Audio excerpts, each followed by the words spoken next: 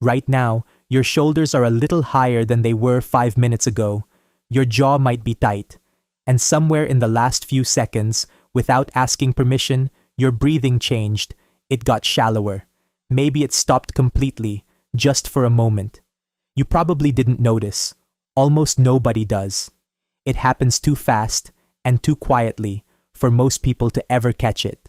But the real reason your body just did that has nothing to do with this video, or your phone, or anything on the screen in front of you right now. It starts on the African savanna, hundreds of thousands of years ago. Picture an early human crouched in tall grass at dusk. The light is fading. The wind shifts, carrying a smell that wasn't there a moment ago. Something moves at the edge of vision. Maybe nothing, maybe everything. What was it? What happens next isn't a decision. There's no time for one. The body locks in place. Muscles go rigid. Eyes widen. And the breath, the deep, audible breath that might give away a hiding spot, simply stops.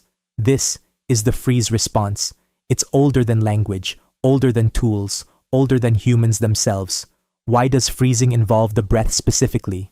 Because breathing is loud, and breathing moves the body, even when you're trying not to move at all. A predator scanning for sound or motion can catch both. So somewhere deep in evolutionary history, a shortcut got built. The moment uncertainty spikes, the breath gets cut first, before the brain has even finished deciding whether the danger is real. Charles Darwin noticed this back in 1872.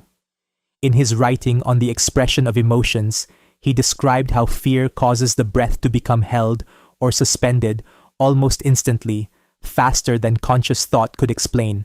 He had no brain scans, no monitors. He had decades of careful observation of humans and animals alike. And what he kept seeing was this: the body prepares for danger before the mind has agreed there's anything to prepare for. More than 100 years later, a neuroscientist named Stephen Porges gave that old observation a working mechanism. His polyvagal theory describes how the vagus nerve, a long nerve running from your brainstem down through your chest and abdomen, does far more than help digest food. It acts like a switchboard for your nervous system's threat settings. One setting is calm, social, breathing slow and full, heart rate steady, the state you're in when you feel safe enough to relax around other people. Another setting is alert, fight or flight, heart pounding, breath quick and shallow, ready to run or push back.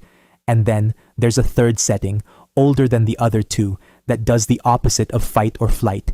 It shuts things down, slows the heart, stops the breath almost entirely, makes you still and quiet and small enough to disappear. Which one are you in right now reading this? That third setting evolved for one purpose: predators, real ones, with claws and teeth and the patience to wait. You can feel these three states without any of this being explained to you. Walk into a room full of close friends and your breath settles almost instantly, without effort. Walk into a tense meeting or an argument and your breath quickens before you've said a word. Both of those are familiar, but the third state, the freeze, is the one that hides best, because instead of making itself loud, like a racing heart, it makes itself quiet. It doesn't feel like an event. It feels like nothing at all. So what does any of this have to do with you, sitting here, looking at a screen? In 2008, a researcher named Linda Stone, who had spent years inside Apple and then Microsoft, watching how people actually use technology, kept hearing the same odd complaint from people around her. They said they felt exhausted after checking email. Not busy tired, not even stressed exactly, just drained in a way that didn't line up with how little they'd physically done. So she decided to test it herself. She wired herself up to a pulse oximeter, the small device that clips onto a finger and measures oxygen levels and breathing patterns, and then sat down to check her inbox like normal.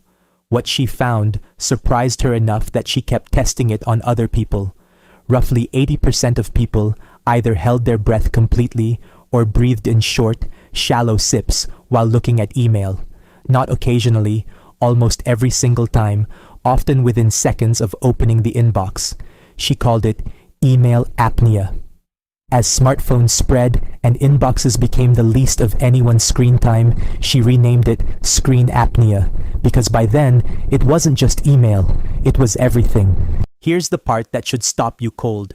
Your brain cannot tell the difference between a shape moving in tall grass and a notification appearing on a screen. Both are unexpected. Both are uncertain. Both might mean something is about to demand something from you, right now, whether you're ready or not. And your ancient threat detection system, the one built for lions and leopards, responds exactly the way it always has. It locks, it quiets, it cuts the breath for a fraction of a second, while it works out whether this is worth reacting to. Think about how many times that happens in a single day. A glance at your phone, a red dot you weren't expecting, a name you don't recognize, a message that opens with, "Hey, can we talk?"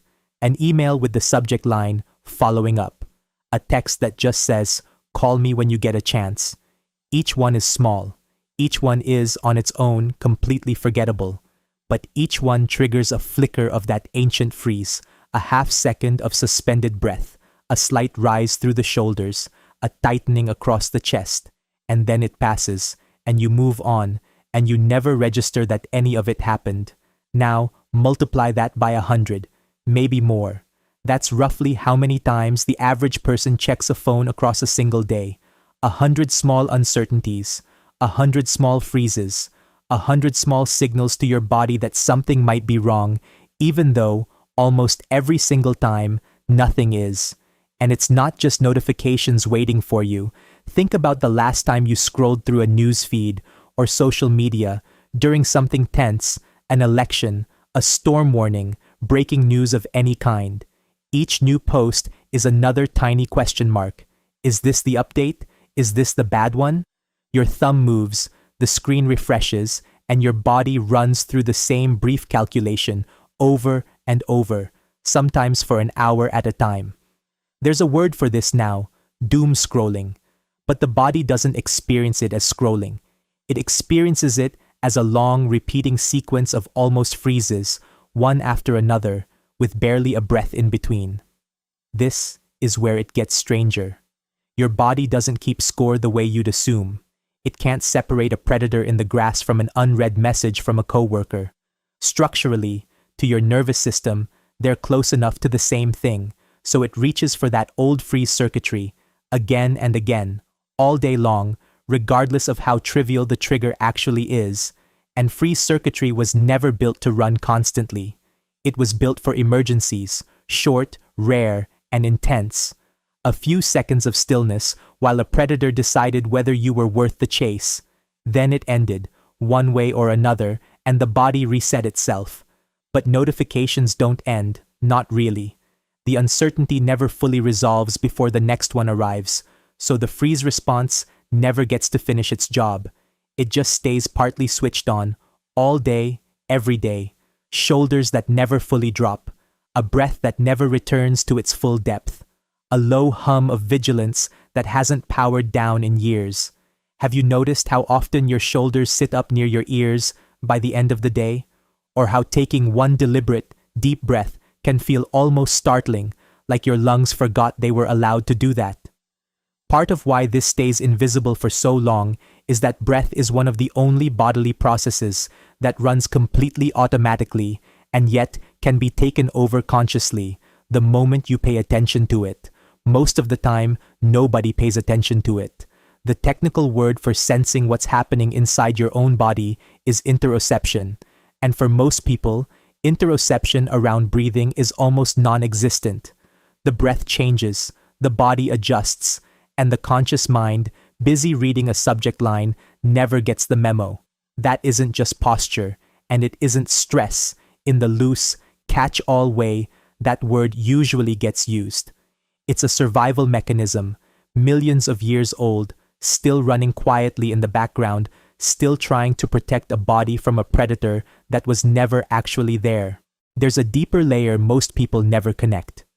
This pattern of shallow, half-held breathing doesn't only feel unpleasant in the moment. It changes the chemistry of your blood. It shifts the balance between oxygen and carbon dioxide, even slightly, every time it happens. Over time, that small repeated shift can make the nervous system even more reactive to uncertainty, which leads to more freezing, more shallow breathing, more reactivity. A loop quietly tightening, one notification at a time, often for years before anyone notices it's there.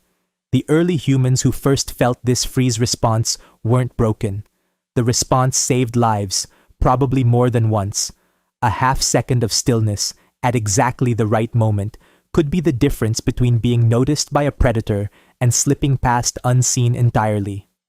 But none of those humans were built to feel that freeze 200 times a day, every single day, for years on end. No one was. The system was built for rare emergencies, not for a pocket-sized device that delivers a new maybe every few minutes, from the moment you wake up until the moment you fall asleep. So when you sit down, open a message, and your body quietly prepares for danger that isn't there, it isn't malfunctioning. It's doing exactly what it was designed to do.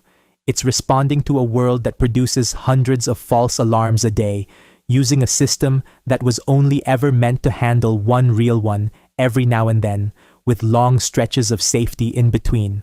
This is also probably part of why a 5-minute walk without your phone can feel disproportionately good. Not because anything dramatic happens, but because, for 5 minutes, the alarms stop coming.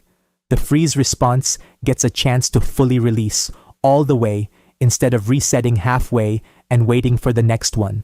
Take a breath right now, a real one. See if it feels any deeper than the last one you took without thinking about it. That difference between the breath you weren't aware of and the one you just took on purpose is the oldest part of you, quietly active in the background of the newest thing you own. You weren't holding your breath because of this video or because of anything on this screen. You were holding it because, somewhere underneath everything else, a part of you is still crouched in the grass at dusk, waiting to see whether the shape that just moved is something to fear. It almost never is, but your body checks anyway. It always has. And until you notice it, quietly, every single time, it always will.